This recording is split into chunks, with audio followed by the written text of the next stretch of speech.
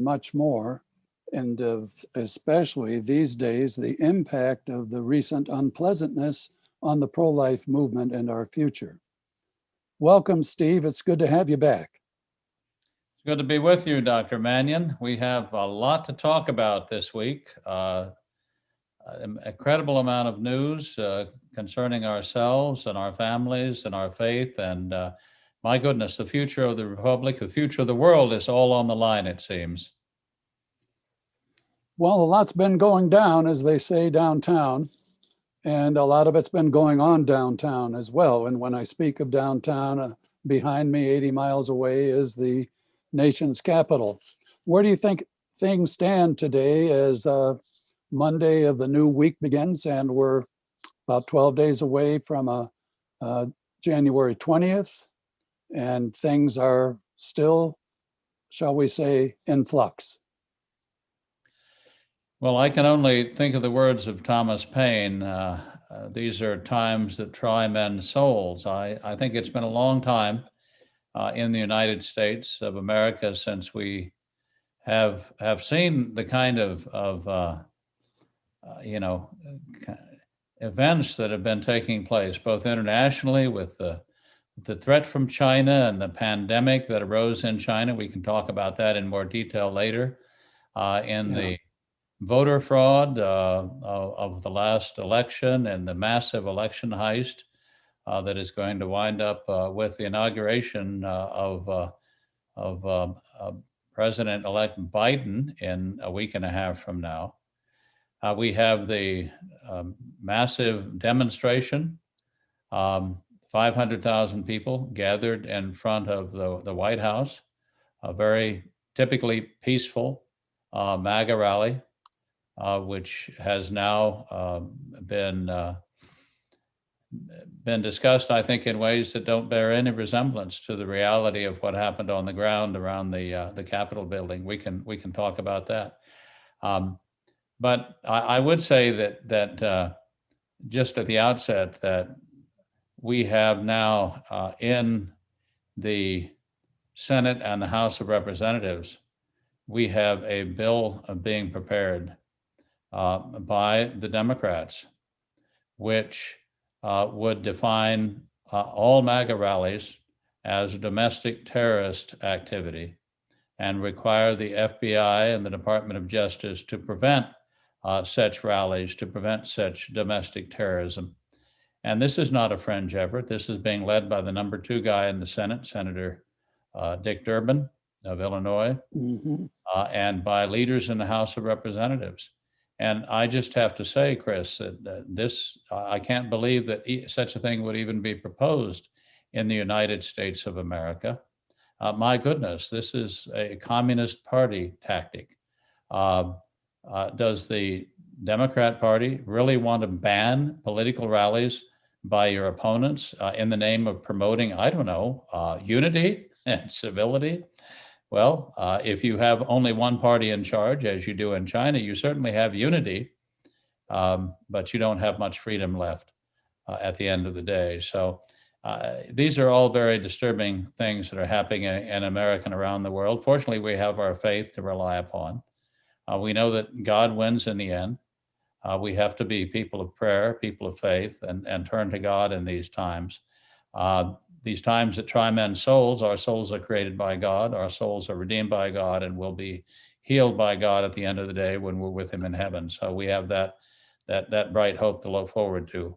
But in the meantime, on the grounds here in the United States, things can look pretty grim. Well, I've seen Confucius quoted as saying many thousand years ago that the first order of business in rebuilding a society that has collapsed is to restore the proper meaning of words. Yes. We remember in 1984, Syme in the basement of the Ministry of Truth, who was redesigning the 11th edition of the Newspeak Dictionary, shrinking the language down to 500 words and removing any words that might describe tyranny, evil, and so on. And that was assumed to be the province of Big Brother to redefine words. Stalin wrote an entire book about words and language and their importance. So this has been around a long time, and what you describe about the bill gives the opposition, the left, who is taking their lead from the forebearers and long before Lenin, even long before Marx, to make words mean, like Humpty Dumpty, whatever they say they mean. So MAGA rally, these people are dangers to the public order. And as our governor in Virginia promises when he locks us down, we want to keep you safe. Do you think the Democrats blocking MAGA rallies will keep America safe, Steve? No, I think it's like keeping a lid on a powder keg, and the more the pressure grows over time, the more you try to suppress free speech. Thank you, Jack Dorsey of Twitter. Thank you, Bezos of Amazon. Thank you, Apple, for helping to suppress free speech. The more you put the pressure on people to remain silent, remain quiescent, to remain serf-like, kneeling perpetually, the greater the explosion will be when they finally decide they've had enough. They're going to stand up. They're going to shake off their chains. Confucius indeed did say that. He said that the resolution of all problems begins with the rectification of names. You have to accurately describe reality. You have to accurately describe the problems that you're facing before you can begin to deal with them. That's why in George Orwell's 1984, of course, their mottos were things like freedom is slavery and war is peace. And they turn things on their head. And there are a lot of things that seem topsy-turvy these days, not least of which, of course, is the vilification of not just 500,000 people who attended the MAGA rally on June 6th, but the vilification really of the 75 million people, roughly, probably more, who voted for President Trump last November 3rd. The vilification of their families, the vilification of everybody who believes in the original promise of America, which is that we would be a republic under the law, and that we would have free and fair elections. But we can talk for a minute about the rally. We had people from our office, of course, who were at the rally, and who described that rally as similar to the rallies that other of us have gone to. My family members have gone to, and they are overwhelmingly peaceful gatherings. They are gatherings where the police are applauded and appreciated. Many people will go up to the men and women in blue and thank them for their service, thank them for keeping them safe. There's a spirit of amity, a spirit of congeniality.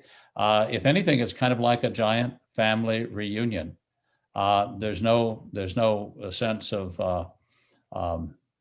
violence among the people there at all. There's a sense of peace. These are people of prayer. What happened last Wednesday was that at 11 o'clock, the rally, of course, was at 1, but at 11 o'clock, there was a BLM rally, not very far from where the president's rally was going to be held. And after the BLM rally, the members of the BLM rally goers who were wearing Trump paraphernalia, by the way, so they didn't look like typical BLM. They had in some cases, Trump hats on, went over around the barricades surrounding the Capitol. They were joined by some Trump supporters who were standing there as well. But the majority of the Trump supporters, the 500,000, were standing a mile away in front of the White House. It takes about 20, 30 minutes to walk from in front of the White House to in front of the Capitol. It's a little over a mile. And the president didn't finish his speech until 1:12. The Capitol building was already, we're calling it breached, was already breached by 1 o'clock. So what happened at the Capitol did not involve 99% of the people who attended the rally. It involved a rather different group of people. And what I find peculiar in looking at the videos and, and talking to eyewitnesses is this, the way it went down in reality is entirely different than what you're hearing on the media. On the media, the media is trying to create the impression that this is Portland all over again, that it's Kenosha, Wisconsin all over again, that a violent mob attacked the police guarding the Capitol and injured dozens of them and broke into the Capitol violently and was violently destroying and wrecking things inside what we consider to be our shrine to democracy. And in fact, people who were there describe a very different situation. They describe two barriers that had been set up by the Capitol Police. These are 3-foot high steel barriers. The outer barrier was actually opened up by the Capitol Police, and people were encouraged to come in. We have videos of Capitol policemen actually opening the barricade and saying, go, go, go, indicating that people could go in to the inner barricade, which they did. And the crowd on the east side of the Capitol built up. It looks like in the videos that I've linked to in my articles that the crowd is at least 10,000, maybe 15, 20,000, and it's all pressing forward towards the Capitol. But it's not pressing forward in a violent manner. People aren't running. People aren't throwing rocks. They aren't throwing frozen bottles of water. They aren't using lasers to blind the police. They're not engaging in any kind of the violent acts that have characterized the Democrat-inspired riots of the last summer, which we've seen in New York and Chicago and, my goodness, in major cities all over the country. Rather, they just sort of gradually move forward. In a sense, they were being pressed from behind by simply the masses of the crowd. And occasionally you see someone acting up. You see people in black garb, what we call black bloc, beating on the doors of the outside doors of one of the Capitol entrances. And what happens then? They're stopped by MAGA people. They're stopped by people who are obviously Trump supporters who tell them to stop beating on the door. One of them is actually using an American flag pole to beat on the door. That's not something that any American patriot would do. That would be disrespectful of the flag. So we have scenes like that, which unfortunately, are hard to share because big tech, Facebook and Twitter are busy taking down scenes like that. I wonder why. Then we have other evidence that there were, in fact, Antifa instigators in the crowd, one of whom broke a window and managed to enter the Capitol, was inside the Capitol, heard instigating violence, saying things like, burn it down, was standing right by the Air Force veteran, 14-year Air Force veteran, Ashley Babbitt, when she was shot and killed, filming the event. And he apparently, according to video evidence that I've seen, was interrogated by the police after the event and let go. And he has said that he's not being charged. Now, at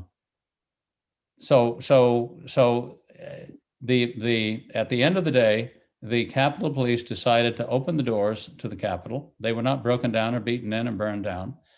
They opened the door to the Capitol and the rally-goers streamed in. Most of them, nearly all of them, behaved respectfully when they were in the Capitol. There were a few people who misbehaved, but you can't use those few to mischaracterize an entire movement and to try to impeach for the second time the sitting president of the United States on false charges that he incited an insurrection, that he encouraged looting and rioting. I would apply those labels to Kamala Harris and to Joe Biden, both of whom had staffers or who personally encouraged the demonstrations last year. We have them on video doing such things. We have them bailing out people who are arrested for looting and rioting, freeing them in effect to loot and riot the following day. I mean, if that isn't encouraging looting and rioting, I don't know what is. So we all have to understand that there are a lot of political games being played at this point in time. And I think a lot of the games being played by the people who are adamantly opposed to life, adamantly opposed to family, adamantly opposed to the principles on which this country was founded.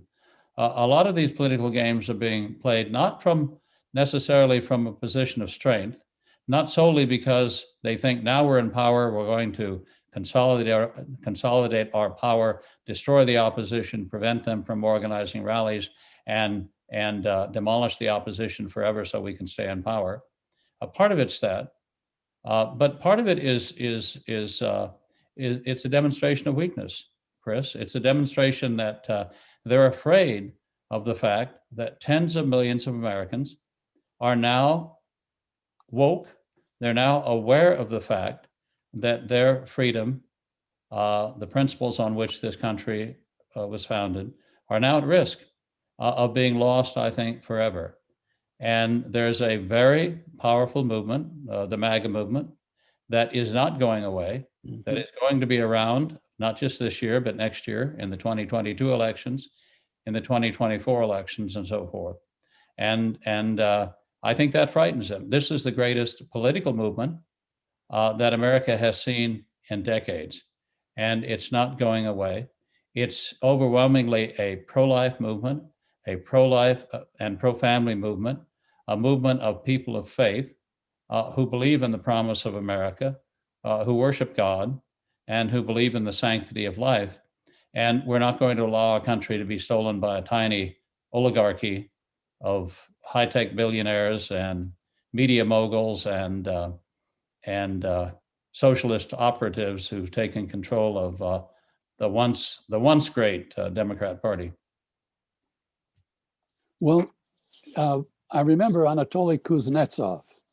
I'm an old guy, and he got out of the Soviet Union. He was one of the highest ranking and first real folks to get American protection.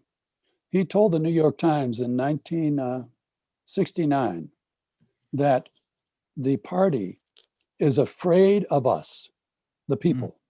We are afraid of the party, of course. He said, I've been afraid of the party since I was 5 years old, since he knew what fear was. Yeah. And I have been afraid ever since. But I have learned that not only are they afraid of us, they are most afraid of one another. As they concoct this new reality, because we talked about words. Words reflect reality, said Aristotle. And if you can change the words, you can change reality. So that, for instance, you mentioned Kamala Harris and Joe Biden. I have in mind the Democrat chairman of the House Judiciary Committee last summer, who dismissed the riots going on across the country, but especially in Portland, as a myth. Now, if that is not a signal to the rioters to keep on rioting without any intrusion by the American elected defender in the House of the law, the Constitution, and all the rest, what are we to expect? But no one is going to charge him with insurrection. They're going to ignore it and concentrate on the one issue that they have decided to make the core, what Lenin called the spark. This is the spark that they're going to use to make their move. That's the way I see it. Yeah, and of course the Democrat Party and the mainstream media are one and the same. And indeed, the Democrat Party and big tech are one and the same. We know that Jack Dorsey, for example, even early on in the Trump administration, spent $500,000 to lobby against the ban on immigration from countries that had rampant terrorism. You recall, many people will recall that fight that lasted all of 2017 before it was confirmed by the courts that the president indeed has the authority to set immigration policy in a way that protects the people of the United States from allowing people in the country who might be interested in harming or killing them, namely terrorists from terrorist countries. So, and the other thing about high tech, of course, is that they've hired, there's kind of a revolving door between the Democrat Party and high tech, because when the Democrats are out of power, a lot of the people who are in office in a Democrat administration will then get jobs with Facebook or with Twitter or with other high-tech companies. So they're really one and the same. And what I fear is this coalescing of power. You see, freedom lives in the interstices between different groups, the mediating institutions of society. And our founders understood that we need a separation of powers between the legislative, the judicial, the executive. We need a separation of powers. We need the fourth estate, the media to keep watch over the government. And all of these centers of power in the United States now seem to have coalesced on the left. Not just high tech, not just the media and coalescing with the Democrat Party. You also have Hollywood. You also have Wall Street, which is more interested in making money in China by profiting from slave labor and serf labor than it is from helping the America, which allowed it to create its industry and prosper in the first place and still protects it by the rule of law. So you have all these power centers coalescing together against really the rest of America. And so I think we're in very perilous times here. But just to go back, to the media and high tech story on what happened during the demonstrations, the media spent countless hours telling us about the enormous damage that was suffered by the Capitol. Of course, this is the same media that for 3 years told us that Russian collusion was real, and it wasn't.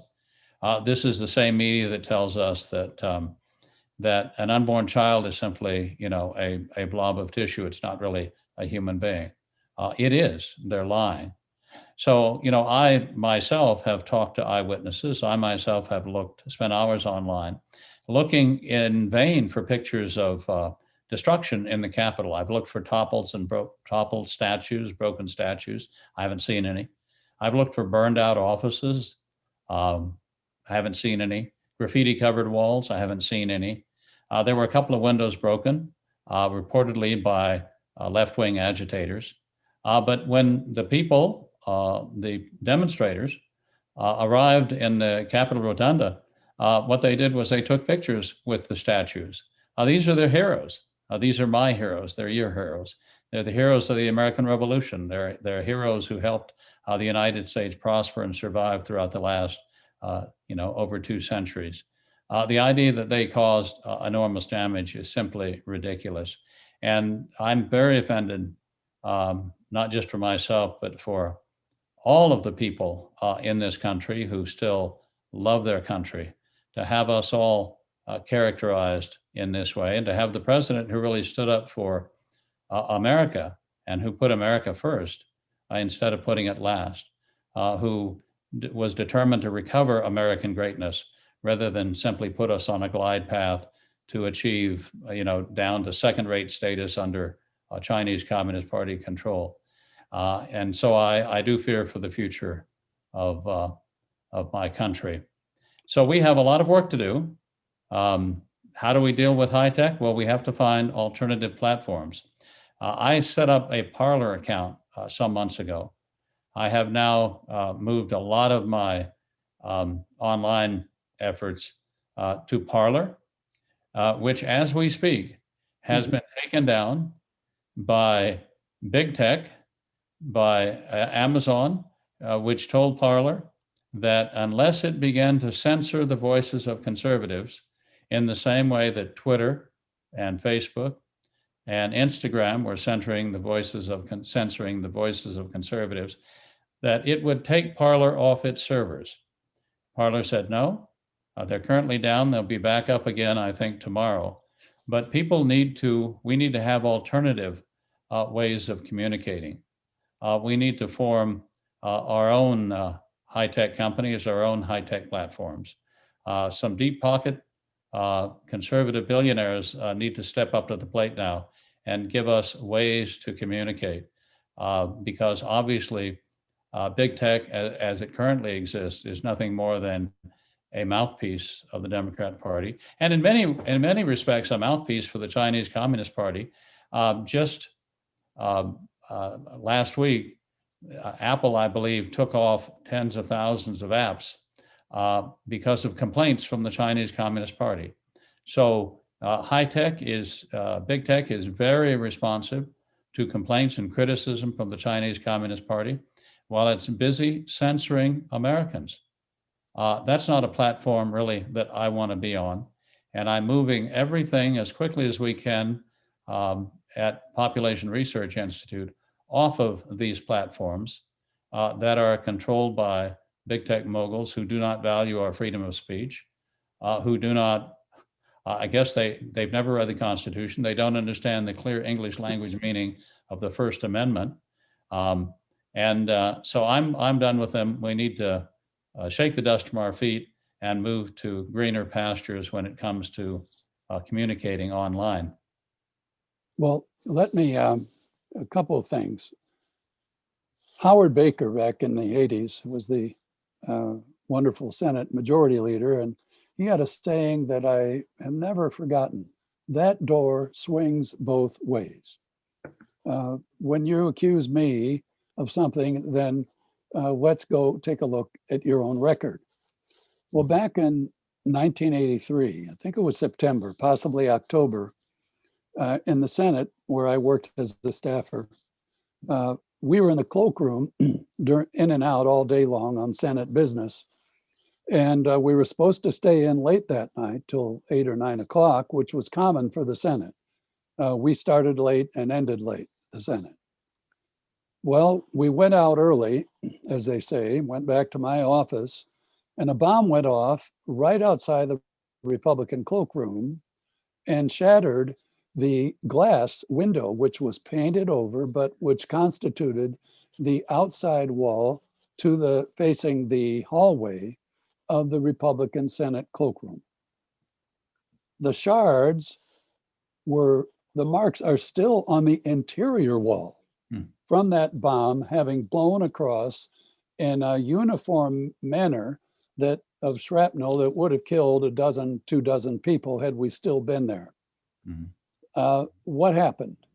Well, the next day, we were told we had to get Senate IDs, and they put in metal detectors, and no demonstrations, no outrage.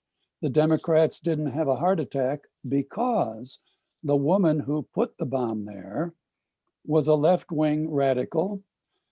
Susan, I never met her. So Susan Rosenberg was her name. Susan Rosenberg got arrested. Eventually, there was an investigation. She went to jail. Bill Clinton pardoned her on the last day of his administration. And she now works for as a fundraiser for the Black Lives Matter movement. Where is the outrage, said Bob Dole 20 years later? No, there is no outrage. That door doesn't swing both ways. And as long as the left gets to define and redefine the words to keep us safe, we know that what they think safe means, and that is not only being locked down, but being locked in. And furthermore, let me tell you about the Senate staff, because right now, a lot of folks are a little uneasy about how to deal with these allegations that are so strongly mounted by every gun in the left-wing ensemble coalition. These guys are worried about their next job. Sure, the representatives and senators are, but they usually do pretty well when they leave Capitol Hill. But you've got lawyers now that are quitting, clients because those lawyers will never get another job in this town if they continue to defend an unpopular client. None of this is forced by Big Brother. It is forced by the cancel culture that is now from high school all the way to the high-end jobs across the nation. Really powerful. And the means of combating that sense of fear, talk about fear. There are a lot of Senate staffers on the Republican side who are wondering, where am I going to go next? Nobody's going to want me and I'm going to have to hitchhike back home and start a small business, which, by the way, will get shut down in the next lockdown, and he'll be on the side of the road. Yeah, I remember the bombing of the U.S. Capitol by convicted terrorist Susan Rosenberg in 1983.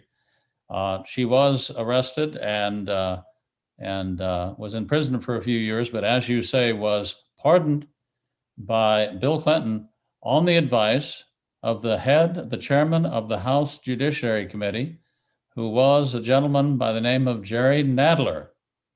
And Jerry Nadler was the one who said that BLM, Our old friend. they were just, this is just a fiction. It doesn't really exist. Well, now we have another fiction. We have the fiction that there was enormous damage to the Capitol, which I'm sure Jerry Nadler would swear on whatever book he could find to put his hand on. That was tremendous damage, but in fact, it's not. So there you have the duplicity on the part of the left. I like to say that if it weren't for double standards, they'd have no standards at all, because clearly they're all students of Saul Alinsky, who believes that it's all right to lie, cheat, and steal your way to power, because power is the ultimate goal, power in this world. And that's not all that different than the principles or lack of principles on which the Chinese Communist Party and all communist parties have always been founded. It is a sheer lust for power, which should be listed, I think, among the deadly sins, because it is deadly, not just for the people who die, 80, 90 million in China and tens of millions in Russia, but also for the people who seek it, because they ultimately turn on each other. And the revolution always, at the end of the day, devours its own. But talking about death and destruction, maybe we ought to go now to the China virus, Chris, because we have new information about the China virus that the left, and it's amazing what happens after an election, because all of these topics that were taboo just a couple of months ago, now we're allowed to talk about them again, including the fact that this China virus was manufactured in a Chinese lab, a position I took last February, for which I was not just roundly criticized, but censored and blocked off the internet. I'm sure you recall that. Very well, every day of it. Now, when that arose, there was an immediate wave of opposition to you that was uninformed. Ignorance is strength, said the Ministry of Truth.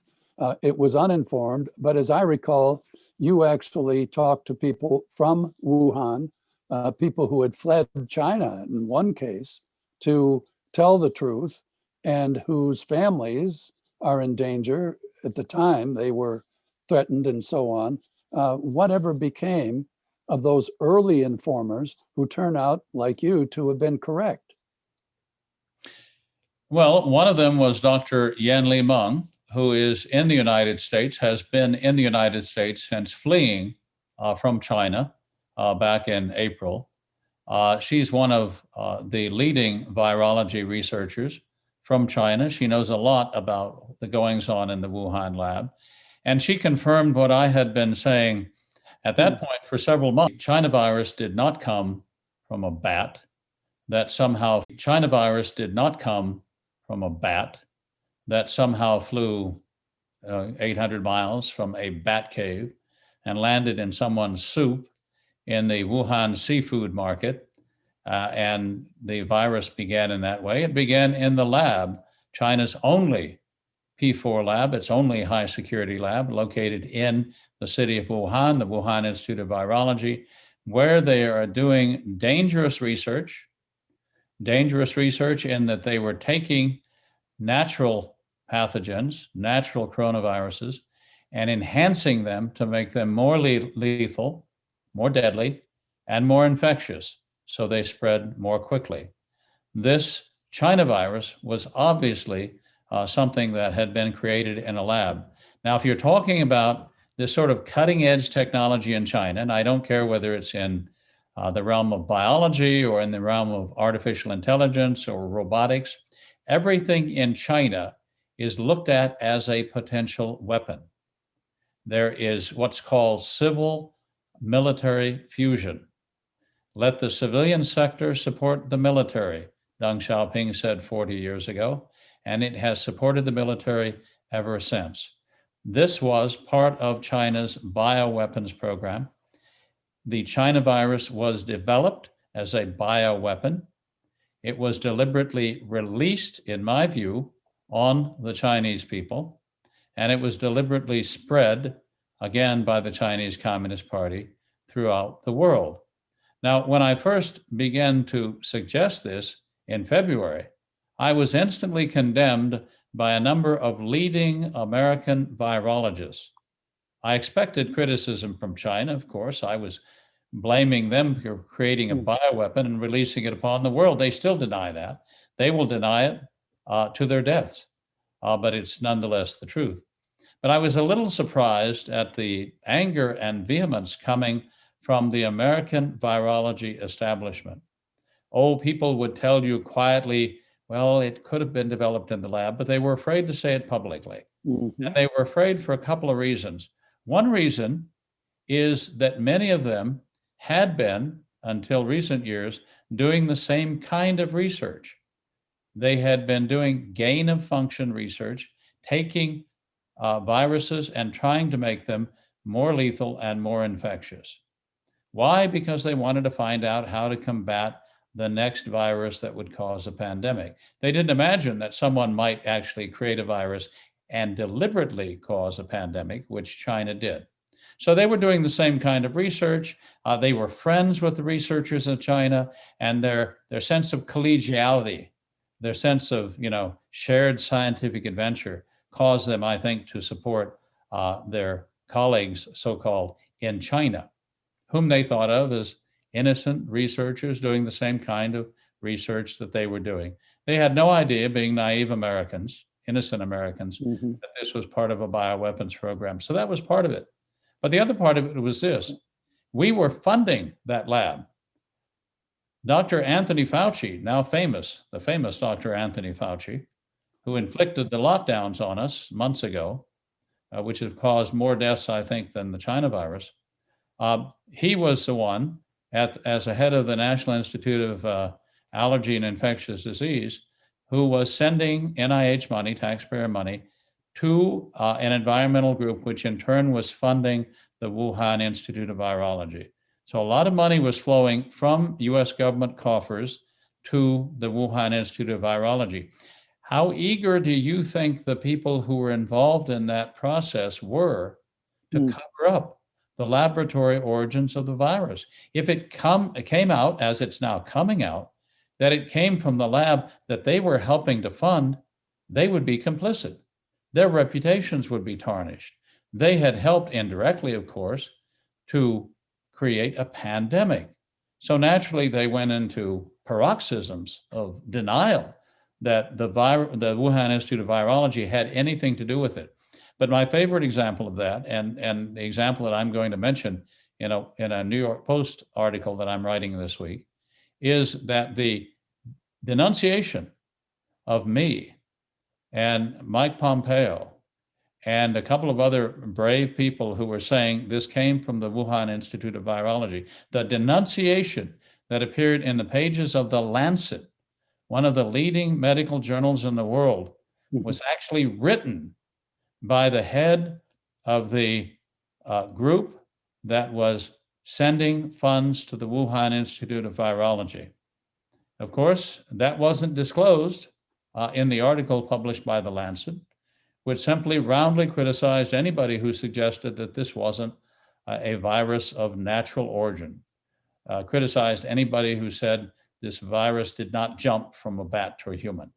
It came into the lab, it was genetically engineered, and it was released from the lab. So now all of these things are coming out. And now again, back to the election. Now that the election is over, now that the China virus can no longer be used as a club to beat up President Trump and criticize him for his response to the pandemic. Now that it's no longer politically useful, a few people quietly are beginning to tell the truth about what really happened and what they really think about the origin of the virus. But look, there were a few truth tellers who were out there a year ago saying it came from the lab. The next thing you'll find out is that it not only came from the lab, but it was released deliberately on the Chinese people. And people in the United States have trouble understanding the level of evil that we're dealing with in the People's Republic of China, the level of evil that we're dealing with when we talk about the moral monsters, Xi Jinping and the other Communist Party leaders who have absolutely no concern for human life, who have no compassion for their fellow human beings. The people of China are simply the masses who are expected to obediently work on behalf of their communist masters and make them rich and powerful. And it's a one-way relationship enforced by force and the threat of force in keeping the Chinese people subservient. So would they release a dangerous virus on their own people, using their own people as innocent vectors to spread that virus around the world to Italy and Spain and to the United States and Europe? Of course they would. There's no question about it. Think back to Chairman Mao in 1958 meeting with Khrushchev. And Khrushchev had promised to give Chairman Mao a nuclear weapon. But Khrushchev at that point in time was trying to tell Mao to back off in the Taiwan Straits crises. Mao was thinking of trying to invade Taiwan.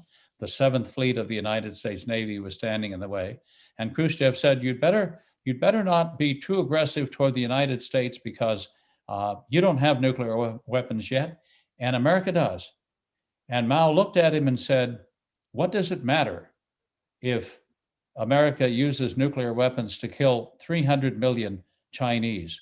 Our women will make it up in a generation, he said. And Khrushchev heard that, was horrified, and decided maybe he'd better not give this madman a nuclear weapon. And he didn't. That's one of the reasons that the Soviet Union and the People's Republic of China had the Sino-Soviet split back in 1961. But that same mentality is very much alive and well in the corridors of power in Beijing, China.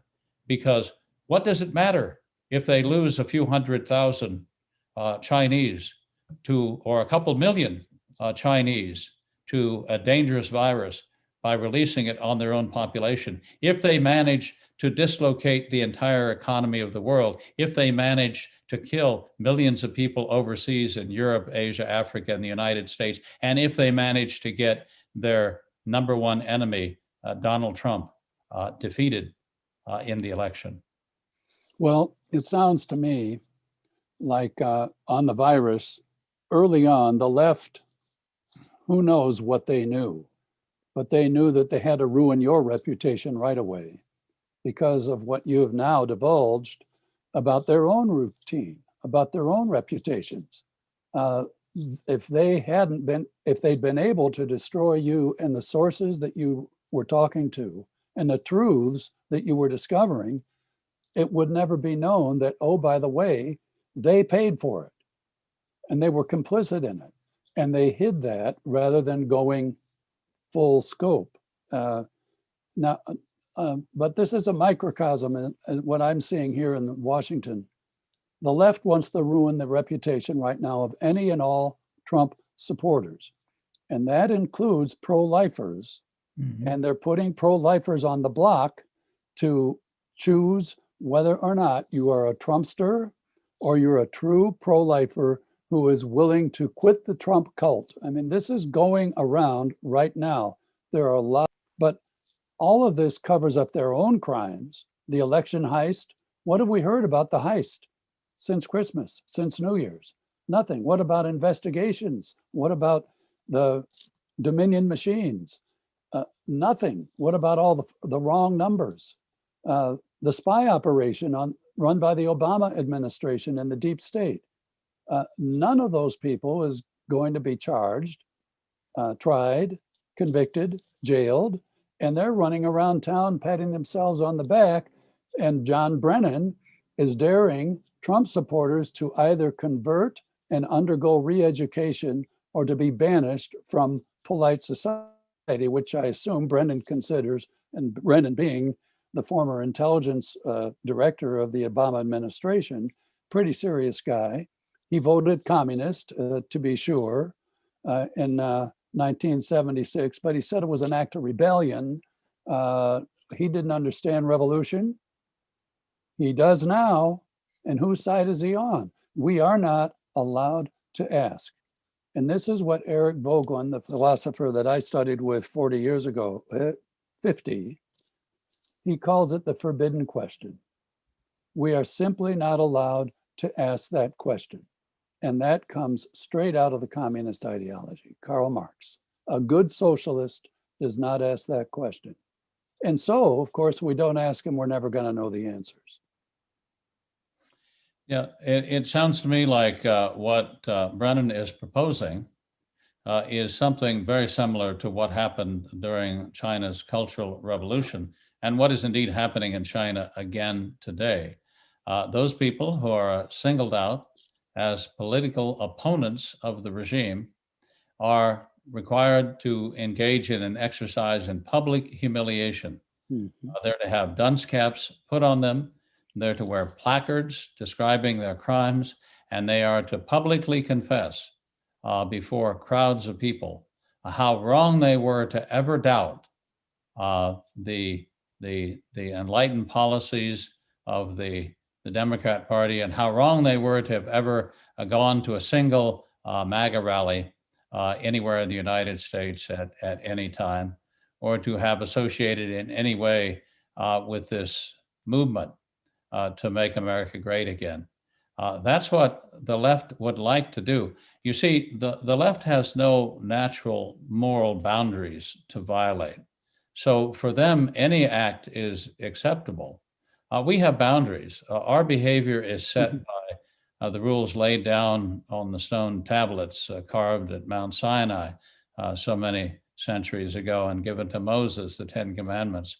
Our boundaries are set by our consciences, which are developed to conform to God's law and which require us to love our neighbors as ourselves. So there are a lot of things that we won't do, even when we're in power. We will forgive and forget. The left never forgets, and the left never forgives. They want to ultimately completely extinguish their opposition, not just the thoughts of their opposition, of course, which they do by means of propaganda and re-education, but also, you know, they're not unwilling to physically extinguish their opposition. That's why the death toll in any country taken over by a communist party rises quickly. And on average, a communist party in its first 10 years in power will kill about 10% of the population that it controls, because it's not content to wait for the gradual re-education of people. It moves quickly towards physical elimination. And that's still happening, of course, in China today, the once thriving private sector in China. And the sad thing is that we not only lost the gamble that China would become more like us, we've lost it in the sense that we're becoming more like China. When you have the leaders of the Democrat Party suggesting that that political rallies, MAGA rallies organized by its political opposition is a form of insurrection, is a form of domestic terrorism, that comes straight from the Chinese Communist Party of China. That's right out of the communist playbook. And quite frankly, for someone like myself who studied deeply the history and atrocities committed by the Chinese Communist Party, the fact that one of our political parties should be, in effect, emulating the Chinese Communist Party is terrifying, is absolutely terrifying. Well, speaking of Jack Ma, I'm thinking of big tech here. The average American, 20 years ago, Facebook came into prime, and um, we had these various free services that allowed us to create our own communities in the new world of technology. And it was working wonderfully, and many people had hundreds of thousands of followers, or we could identify people who really agreed with us on narrow as well as broad issues and all the rest. Yeah. They lured us into saying, now we have everything we need in order to communicate with each other and to make our move. And now that they have the spark of Trump as the target and his followers as the guilty for putting him there in the first place, they pull the rug out from under us, and we have people searching for new avenues of communication. What's going to happen? Parler has gone offline due to Amazon, which has, like Google, been buying up most of the server population that they can find. They are going to independent companies, buying them up in order maybe to have consolidation and more efficiency, or is it also to have the power to really throw off the master switch, turn it off to the point where you and I will not be able to do this again unless we're using walkie-talkies? Yeah. Yeah, I think that the deplatforming of President Trump, who had 87 million followers, I think he's correct in saying he probably had 120 or 130 million followers, because Jack Dorsey plays games with this follower business. Mm-hmm. He exaggerates some and he minimizes others. I find it completely incomprehensible that, for example, I think Barack Obama is said to have 120 million followers. That's I cannot believe that 120 million of my fellow human beings would find what he has to say interesting at this point. So I think the number is a lot less. So I think that's exaggerated. I think President Trump's numbers were minimized. But this has serious consequences. The deplatforming of Trump affects not just the United States, but it affects other countries, and it affects national security, because we now have countries around the world that are reconsidering whether or not they should use Twitter and Amazon and Apple and some of the other American high-tech companies that have dominated this space globally for the past few decades. India, for example, is considering starting its own platform rather than relying upon partisan US big tech companies.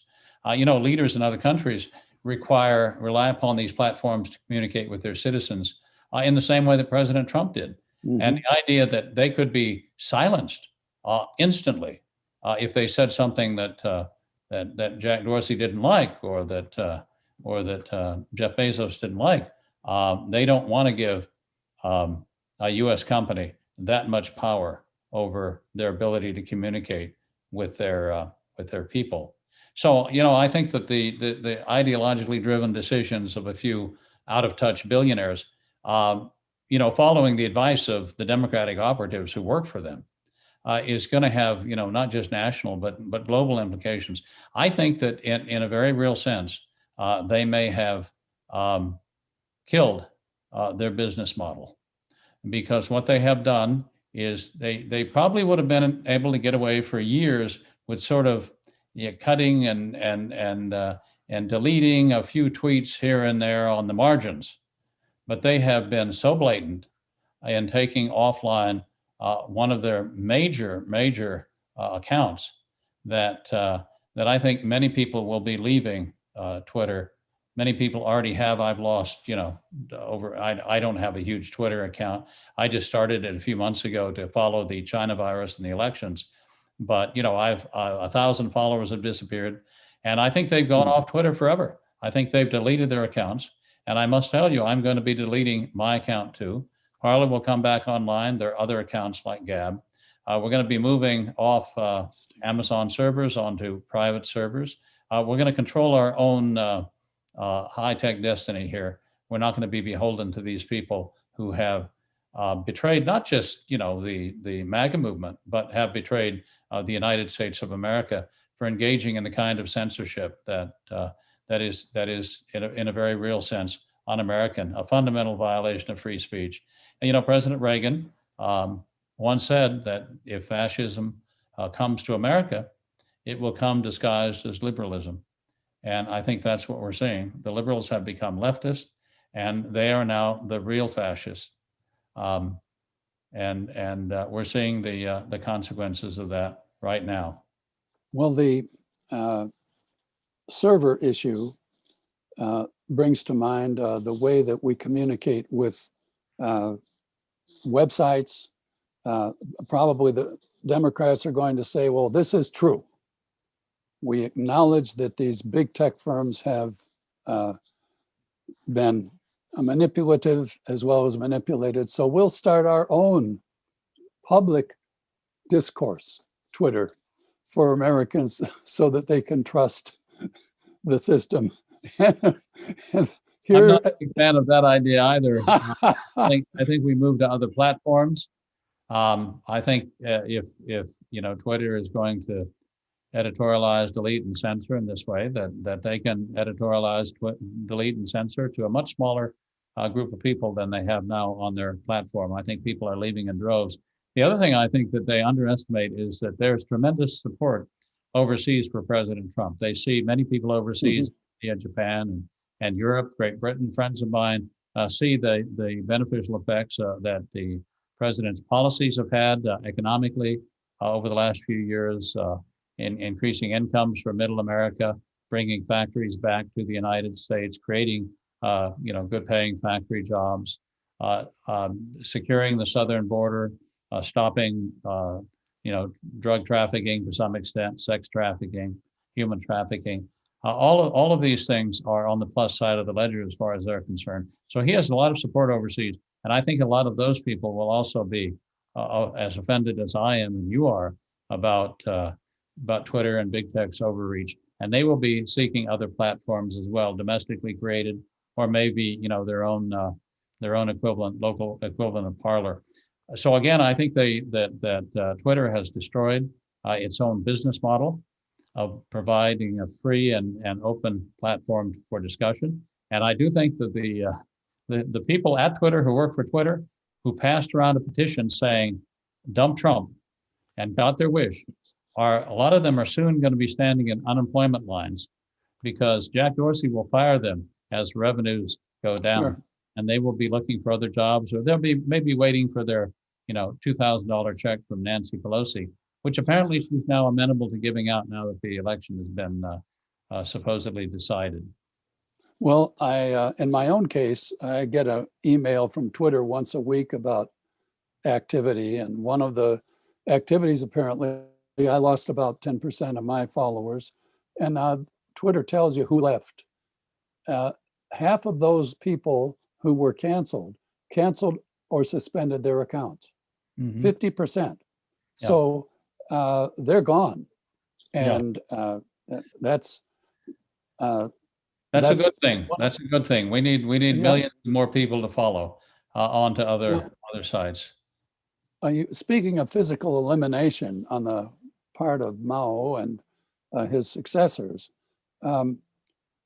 we have a physical elimination called abortion that is still going to be a uniting force on the left. And now the Democrat Party is, with possibly one exception on the Hill, senators and congressmen, some 100 of them, 90%, 99% of them are pro-abortion all the way till death. Right. That's a fundamental political issue and a fundamental uniting factor for the left. What's the future of the pro-life movement with an administration that is apparently, if it lives up to its promises, the most pro-abortion administration in history? Well, it will be the most pro-abortion administration in history, and it'll be that for a couple of reasons. One is that Joe Biden, who says he's Catholic, has completely abandoned the pro-life position and is now presumably in favor of, will not veto laws that come before him to be signed into law that allow abortion, past the point of childbirth, allow the killing of babies after birth. That's not a simple question, of course, because it involves Roe versus Wade in the Supreme Court. But he's indicated his willingness to do away with the Hyde Amendment, which prevents money from being used to directly fund abortion. That was, I think, the last bipartisan pro-life legislation that was ever in place, and now it's going by the wayside because, as you point out, the parties are now evenly divided between pro-life and pro-abortion. Dan Lipinski, I think, was the last surviving Democrat congressman who was pro-life. He was primaried in the last election, lost his primary, and the pro-abortion candidate who won the Democrat nomination went on to win his seat. So that's the end of the pro-life presence in the House of Representatives among the Democrats. And in the Senate, Joe Manchin says he's pro-life. We'll see. He may be the last man standing against, say, packing the Supreme Court. The last man standing against some of the other radical legislation that the Democrat leadership has pledged to pass. I'm not all that confident in Joe Manchin, by the way. We'll see, but he's certainly a key figure in the Senate right now. So there's virtually no pro-life presence. There's no pro-life presence in the Republican side. Almost all of the Republican senators are pro-life. The Republican congressmen are pro-life, with a few notable exceptions. So the parties are evenly divided on this question. And now that the party of abortion, the Democrats, have the House, the Senate, and the White House, I think they will be doing a lot of damage to unborn children. We need to fight on the state level and on the local level to do what we can to continue to defund Planned Parenthood. Those are often decisions that can be made at the state level. I know that Texas has been fighting too, and has now been won in the courts, allowing it to defund Planned Parenthood. So we need to work on the state level to pass state level legislation, which is very effective at reducing abortion rates, very effective at using health regulations, for example, to close down abortion clinics, requiring informed consent, requiring a waiting period, requiring ultrasounds, forbidding things like sex selection abortion and the rest. All of those laws at the state level have succeeded in closing down a huge number of abortion clinics over the years, directly through the action of state governments, but indirectly by simply reducing the number of women who would even consider going in for an abortion. So there's still good to be done. We should not despair. God is still in his heaven, and we need to work with him to make things right in this world. And one of the biggest losses of life this past year, people need to recall, was not from the China virus. We did lose, hundreds of thousands of lives around the world due to the China virus. But the number of lives lost to abortion was many, many times that. We lost an estimated 47 million unborn children to abortion. So if you want to look at the highest mortality rates, if you want to look at what is causing the most deaths among the human population, you need look no further than abortion. That's the battle of our time, and that's the one that we at PRI are going to continue to be engaged in good times and bad times. Well, we encourage all of our listeners to stay tuned to our website as long as we have it on before it's shut down by some server farm, and to stay in touch with one another in every possible way, especially on the lower levels of state and local activity. As I recall, some 500 counties voted, or municipalities voted for Biden officially. And we have some 2,000 plus in the red counties. And every one of those counties has a county seat and a county board, and they can make tremendous impact on the state level. Here in Virginia, they can do so, and I hope that they will be able to do so with regard to our very pro-abortion governor now, and our very Democrat, totally Democrat administration, a microcosm of the national administration that'll be inaugurated next week. So it's no mystery that Soros and company have been concentrating on local attorneys general, on local district attorneys here in Virginia. We have Arlington County, and over on the coast, the Atlantic coast, another Soros DA. He's concentrating because those DAs will absolve the guilty and condemn and charge the innocent. And the most innocent are the unborn. And in my view, the Democrats think that if you can kill the unborn, the most innocent, you can kill anybody. And they're going to be after us with their re-education camps and all the rest, that we're just going to have to keep in a peripheral view while we keep up the good work of the pro-life movement here at home. So with that, Steve, thanks for your time. Folks, thank you for your time and watching and for your support. Don't forget, we're at pop.org, and we will be at pop.org as long as we are permitted by the masters of the universe to be here. Work hard and pray hard, and thanks very much for joining us today.